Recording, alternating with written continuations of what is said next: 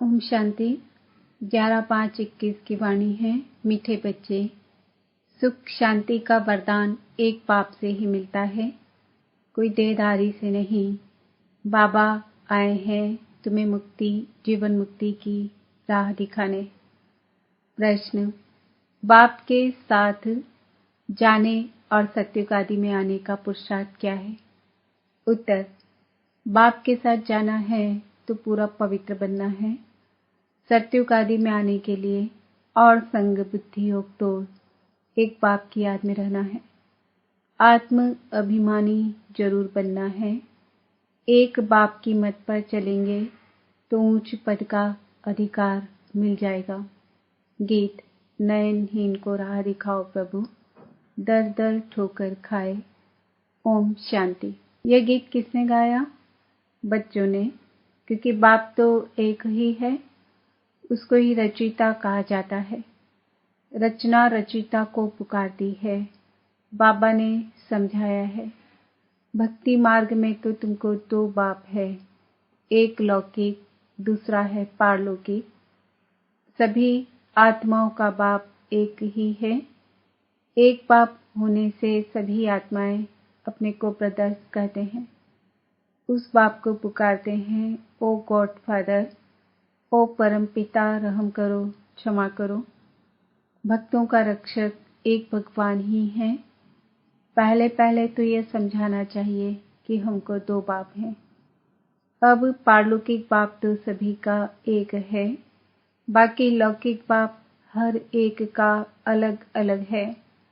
अब लौकिक बाप बड़ा व पारलौकिक बाप बड़ा। लौकिक बाप को तो कभी भगवान व परम पिता नहीं कहेंगे। आत्मा का बाप एक ही परम पिता परमात्मा है। आत्मा का नाम कभी बदलता नहीं है, शरीर का नाम बदलता है। आत्मा भिन्न भिन्न शरीर ले पाठ बजाती है, अर्थात पुनर्जन्म लेती है। आखिर भी कितने जन्म मिलते हैं, सो बाप ही आकर समझाते हैं। बच्चे, तुम अपने जन्मों को नहीं जानते हो। बाप आते ही भारत में है, उनका नाम शिव है। समझते भी हैं शिव परमात्मा है। शिव जयंती व शिवरात्रि भी मनाते हैं। वह निराकार है, जैसे आत्मा भी निराकार है। निराकार से साकार में आते हैं पाठ बजाने। अब निराकार शिव तो शरीर बिगड़ पाठ बजा ना सके।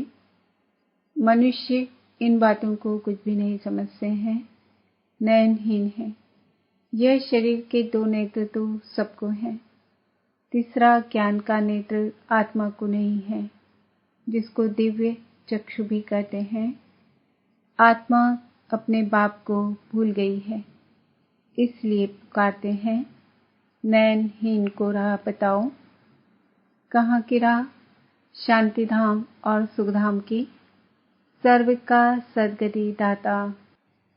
मनुष्य का गुरु बन सद्गति दे नहीं सकता। न खुद सद्गति पाते हैं, न औरों को देते हैं। एक बाप ही सर्व को सद्गति देते हैं, उस अल्फ बाप को ही याद करना है। बाप समझाते हैं, कोई भी मनुष्य मात्र मुक्ति, जीवन मुक्ति, शांति और सुख सदा काल के लिए दे नहीं सकते। सुख शांति का वरदान तो एक बाप ही दे सकते हैं, मनुष्य को नहीं दे सकते। भारतवासी सतो प्रधान थे तो सत्युगी स्वर्गवासी थे। आत्मा पवित्र थी। भारत को स्वर्ग कहा जाता है, जबकि आत्माएं पवित्र सतो प्रधान थी। तुम जानते हो, बरोबर आज से 5000 वर्ष पहले भारत स्वर्ग सतो प्रधान था। इन लक्ष्मी नारायण का राज्य था। अभी कलयुग का भी अंत है, इसको नर्क कहा जाता है। यही भारत स्वर्ग था तो बहुत धनवान था। हीरे जवाहरों के महल थे। बाप बच्चों को याद दिलाते हैं, सत्युग आदि में इन लक्ष्मी नारायण की राजधानी थी, उसको स्वर्ग वैकुंठ कहा जाता है। अभी तो स्वर्ग है नहीं, यह बाप समझाते हैं। बाबा भारत में ही आते हैं, निराकार शिव की जयंती भी मनाते हैं, परंतु वह क्या करते हैं यह कोई नहीं जानते। हम आत्माओं का बाप शिव है, उनकी हम जयंती मनाते हैं। बाप की बायोग्राफी को भी नहीं जानते। गाया भी जाता है, दुख में सिमरन सब करें, पुकारते हैं ओ गॉड फादर रहम करो। हम बहुत दुखी हैं क्योंकि यह रावण राज्य है। वर्ष वर्ष रावण को जलाते हैं ना, परंतु यह किसको पता नहीं कि 10 शीश वाला रावण क्या चीज है। हम उनको जलाते क्यों हैं? यह कौन सा दुश्मन है जो उनकी एफिजी बनाए जलाते हैं? भारतवासी बिल्कुल नहीं जानते, क्योंकि ज्ञान का तीसरा नेत्र नहीं है। तब तो रामराज्य मांगते हैं। 5 विकार स्त्री में, 5 विकार पुरुष में है, इसलिए इनको रावण संप्रदाय कहा जाता है। यह रावण 5 विकार ही बड़े से बड़ा दुश्मन है, जिसका एफिजी बनाए जलाते हैं। भारतवासियों को यह पता नहीं पड़ता कि रावण है कौन जिसको जलाते हैं। यह रावण राज्य कब से शुरू हुआ यह भी किसको पता नहीं है। बाप समझाते हैं राम राज्य सतयुग त्रेता, रावण राज्य द्वापर कलयुग। सतयुग में इन लक्ष्मी नारायण का राज्य था। इन्हों को यह राज्य कहाँ से कैसे मिला यह कोई नहीं जानते। यह समझने की बातें हैं, इसमें अटेंशन देना पड़ता है। मोस्ट पिलबेट पाप है, तब तो उनको भक्ति मार्ग में भी पुकारते हैं। भारत में जब लक्ष्मी नारायण का राज्य था तो दुख का नाम नहीं था। अभी दुखधाम है, कितने अनेक धर्म हैं। सतयुग में एक धर्म था। इतनी सब आत्माएं कहाँ चली जाएंगी किसको पता नहीं है, क्योंकि नयनहीन है। शास्त्रों से ज्ञान का तीसरा नेत्र किसको नहीं मिलता है। ज्ञान नेत्र ज्ञान सागर परमपिता परमात्मा ही देते हैं। आत्मा को तीसरा नेत्र मिलता है। आत्मा भूल गई कि हमने कितने जन्म लिए हैं। सतयुग में जो देवी देवताओं का राज्य था वह कहाँ गया। गाते भी हैं मनुष्य 84 जन्म लेते हैं, 84 का चक्र कहते हैं, परंतु कौन सी आत्मा 84 जन्म लेती है। जो पहले भारत में आते हैं वह थे देवी देवता, फिर 84 जन्म भोग अंत में पतित बन जाते हैं। गाते भी हैं है पतित पावन, तो सिद्ध करते हैं हम पतित हैं, इसलिए पुकारते हैं हे पतित पावन हमें पावन बनाने आओ। जो खुद ही पतित हैं वह फिर औरों को पावन कैसे बनाएंगे। बाप समझाते हैं आधा कल्प भक्ति मार्ग में रावण राज्य, 5 विकार होने कारण भारत ने इतना दुख को पाया है। 84 जन्म तो लेते ही हैं, उनका भी हिसाब समझाना चाहिए। पहले पहले सतयुग में है सतो प्रधान, फिर त्रेता में है सतो। आत्मा में खाद पड़ती है। बाप आते ही भारत में है, शिव जयंती है ना, और सभी आत्माएं तो गर्भ में जन्म लेती है। बाप कहते हैं मैं साधारण बूढ़े तन में प्रवेश करता हूँ, जिनका यह बहुत जन्मों के अंत का जन्म है। यह समझाने कोई एक को नहीं दी जाती। यह गीता पाठशाला है। मनुष्य को देवता बनाने के लिए यह राजयोग सिखाया जाता है। तुम यहाँ आए हो स्वर्ग की बादशाही प्राप्त करने, जो बाप ही दे सकते हैं। गीता पढ़ने से कोई राजा बनते नहीं हैं और ही रंक बनते जाते हैं। बाप गीता का ज्ञान सुनाए राजा बनाते हैं। औरों द्वारा गीता सुनने से रंक बन गए हैं। भारत में जब इन लक्ष्मी नारायण का राज्य था तो प्योरिटी पीस प्रॉस्पेरिटी थी। पवित्र गृहस्थ आश्रम था, वहाँ हिंसा का नाम नहीं था। फिर द्वापर से लेकर हिंसा शुरू हुई है। काम कटारी चलाते चलाते तुम्हारी यह हालत आकर हुई है। सतयुग में 100% सॉल्वेंट थे, सतो प्रधान थे। यह राज कोई भी मनुष्य अथवा साधु संत आदि नहीं जानते। बाप जो ज्ञान का सागर पतित पावन है, वही आकर सतो प्रधान बनने की युक्ति बताते हैं। रावण की मत पर मनुष्यों को देखो क्या हाल हो गया है।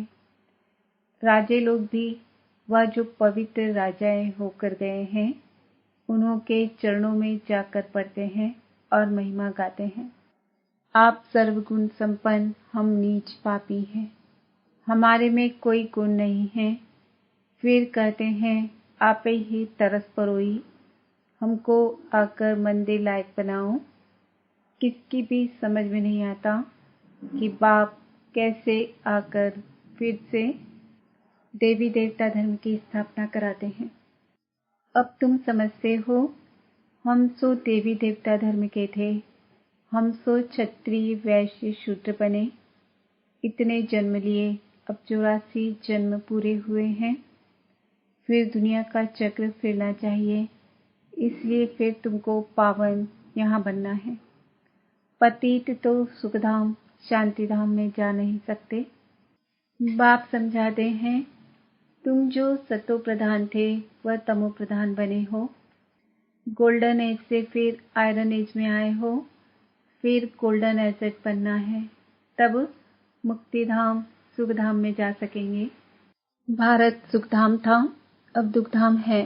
गीत में भी सुना, हम नयनहीन को राह बताओ, हम अपने शांति धाम में कैसे जाएं। वो लोग तो कह देते हैं परमात्मा सर्वव्यापी है, फलाना अवतार है, परशुराम अवतार है। अब बाप परशुराम बन किसको मारते होंगे क्या? हो नहीं सकता। बाप समझाते हैं, तुमने इस चक्र में कैसे 84 जन्म लिए हैं। अब मुझ अल्फ को याद करो। हे आत्माएं, देही अभिमानी बनो। देह अभिमानी बन तुम बिल्कुल ही दुखी, कंगाल, नरकवासी बन पड़े हो।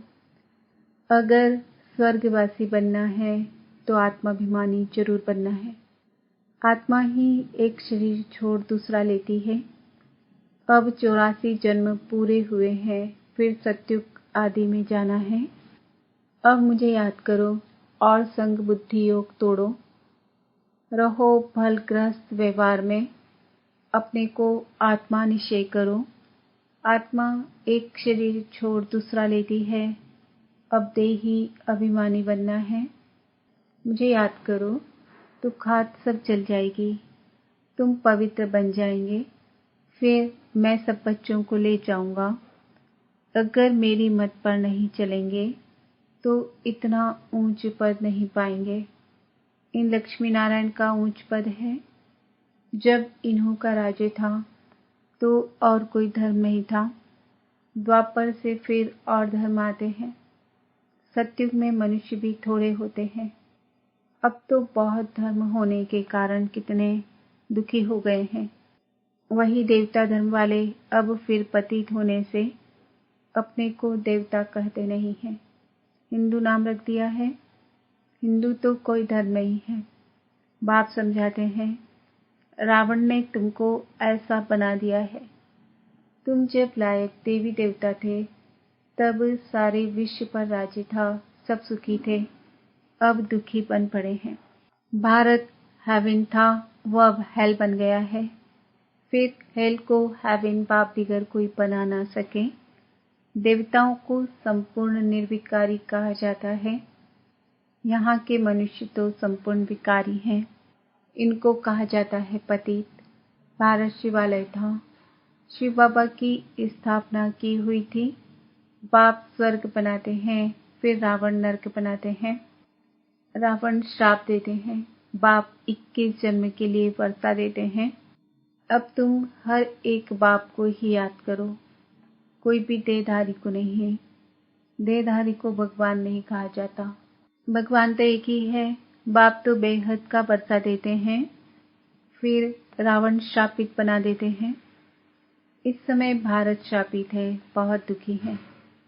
अब इस रावण पर जीत पानी है। गाया भी जाता है, दे दान तो छूटे ग्रहण। वो ग्रहण जो लगता है वह तो पृथ्वी का परछाया है। अब बाप कहते हैं तुम्हारे ऊपर 5 विकारों रूपी रावण का ग्रहण है। यह 5 विकार दान में देने हैं। पहला तो दान दो कि हम कभी विकार में नहीं जाएंगे। यह काम कटारी ही मनुष्य को पतित बना दी है। अच्छा, मीठे मीठे सिक्के दे बच्चों प्रति, माता पिता बाप दादा का याद प्यार, गुड मॉर्निंग, नमस्ते, ओम शांति। धारणा के लिए मुख्य सार। बाप जो नॉलेज देते हैं उसे पूरा अटेंशन देकर पढ़ना है। ज्ञान के तीसरे नेत्र से अपने 84 जन्मों को जान। अब अंतिम जन्म में पावन बनना है। रावण के श्राप से बचने के लिए एक बाप की याद में रहना है। 5 विकारों का दान दे देना है। एक बाप की मत पर चलना है। वरदान, अपनी स्मृति, वृत्ति और दृष्टि को अलौकिक बनाने वाले सर्व आकर्षणों से मुक्त भव। कहा जाता है जैसे संकल्प वैसी सृष्टि। जो नई सृष्टि रचने के निमित्त विशेष आत्माएं हैं, उनका एक एक संकल्प श्रेष्ठ अर्थात अलौकिक होना चाहिए। जब स्मृति, वृत्ति और दृष्टि सब अलौकिक हो जाती है तो इस लोक का कोई भी व्यक्ति व कोई भी वस्तु अपनी ओर आकर्षित नहीं कर सकती। अगर आकर्षित करती है तो जरूर अलौकिकता में कमी है। अलौकिक आत्माएं सर्व आकर्षणों से मुक्त होंगी। स्लोगन, दिल में परमात्मा प्यार व शक्तियां समाई हुई हो तो मन में उलझन आ नहीं सकती। आज का स्वमान है, मैं आत्मा सर्व आकर्षणों से मुक्त हूँ। ओम शांति।